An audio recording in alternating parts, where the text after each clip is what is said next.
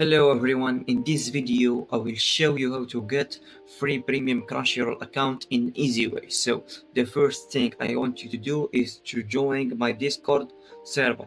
You will find the link in the description or in the comment section.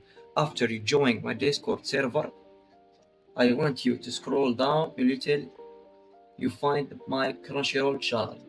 You will enter this channel and choose any account you want. I will choose this account. We're gonna copy the Gmail and the password. This is the password. So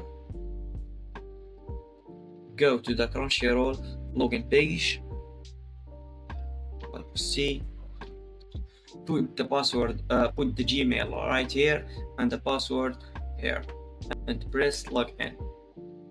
Like you see, I get free premium Crunchyroll account. So if you had any problem, you will find me in the Discord server. Thanks for watching.